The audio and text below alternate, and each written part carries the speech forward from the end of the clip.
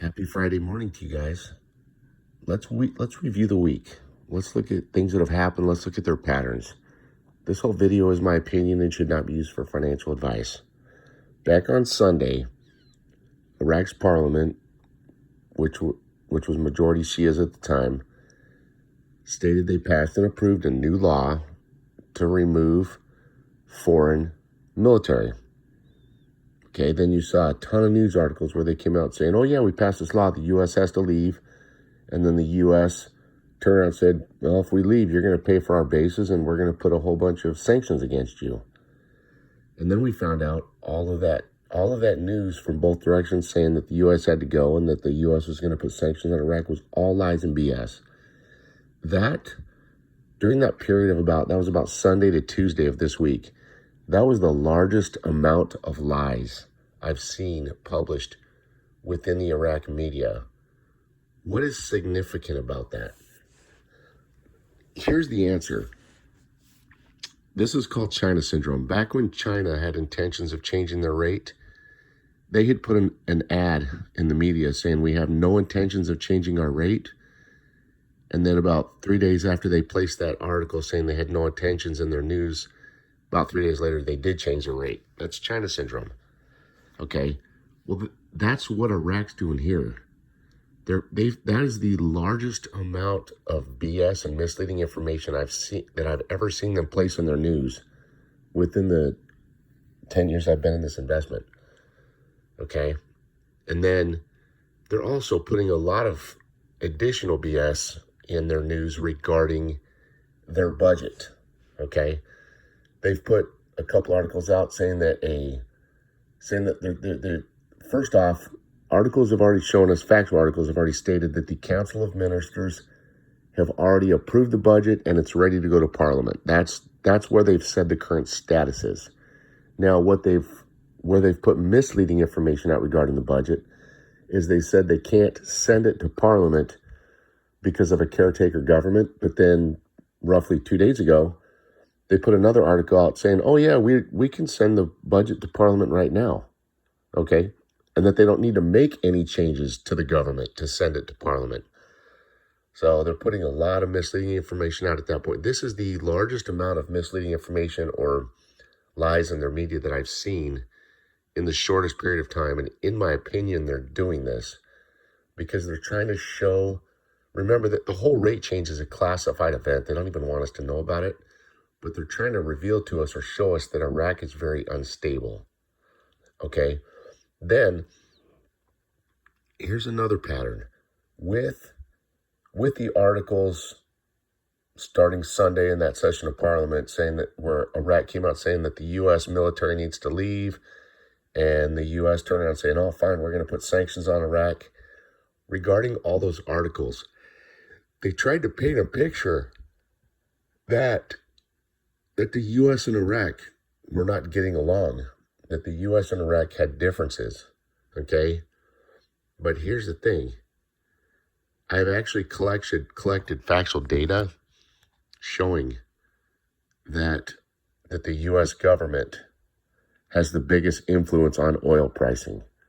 The U.S. government is the second largest exporter in the world of oil right now. And also the U.S. is the highest consumer of oil. So we're the biggest player in oil when you factor in consumption and exporting or getting oil. So yeah, we have a lot of influence on oil pricing. And why am I bringing this up? Well, notice how oil prices they've gone up. They've been going up. This is by design to help Iraq get out of their deficit, okay? They do that every year. They hike oil prices for a small period of time every year to get Iraq out of their deficit. It's what they do. I've watched their patterns. Now, the fact that the U.S. government, again, who is a large influencer of oil pricing and has very significant ways to control and manipulate oil pricing, the U.S. is working with Iraq, or has worked with Iraq recently, to get oil prices up, to help Iraq out of their deficit What that reveals to us, guys, is that the U.S. and Iraq don't have differences, like I stated a moment ago. Okay, the U.S. and Iraq are getting along just fine. They don't have differences.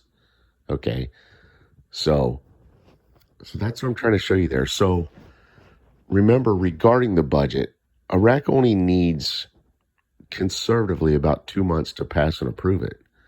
Though that 2 month period, in my opinion, could be from about the second half of January through all of February through the first half of March. There's your 2 month period. Again, second half of January, all of February, first part of March.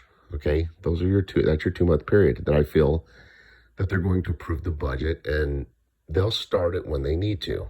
Okay, but they have more than enough time. If they only need 2 months, we easily have about 2.5 months right there till the end of the quarter. So they have more than enough time to get that budget passed and approved. In other words, they're in no hurry to start it. Okay, and to show you, they're gonna confuse you and lie to you along the way. They need to.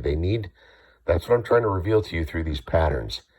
They need to, because we are sitting right in front of a classified event. They need to show chaos and instability regarding Iraq in the news. And that's exactly what they're doing from many different angles. Okay. So, guys, I have not changed anything on my side. I'm still looking at all my same time frames for everything. We're looking very good. We just have to let this play out. Remember, all the factual data to us reveals right now of what we're waiting on is the 2020 budget. Why? What does that do? That's the layer. That's the funding for everything. The demonstrators came out. They said they want, yesterday I showed you reforms again. They want reforms. They want the Kurds want Article 140. They all want HCL. Okay. All of those and they want reconstruction. All of those monies are within the 2020 budget. They've already told us that. That very clearly states to us and tells us we're waiting on the 2020 budget. But the reason why they put it all in the 2020 budget, because it's the money has to be transparent, and there has to be accountability to control and reduce corruption going forward, because they've had huge amounts of corruption over the years.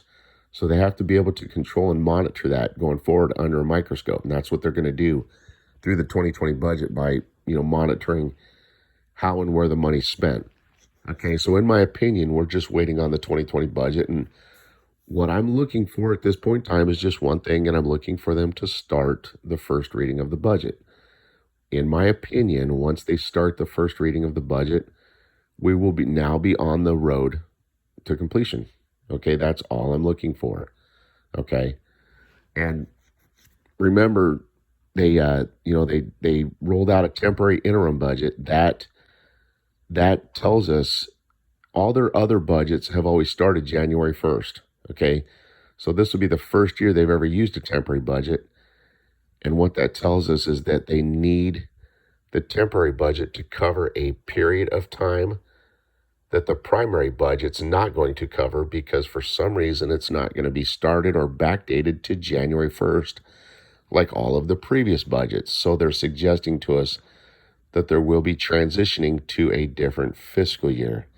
Now, I've already shown you and proved to you factually that historically back in the 1970s, maybe even the 1980s, their fiscal year was April 1st through the end of March, okay?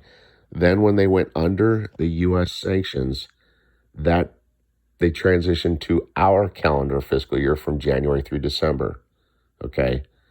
So it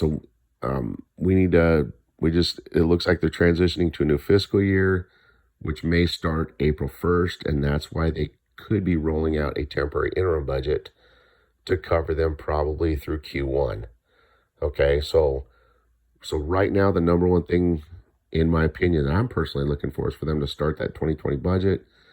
Then they can change the rate, somewhere maybe after the budget, and then they can implement the new budget in Q2. I'm not saying rate change in Q2. I said implement the budget. Don't confuse that.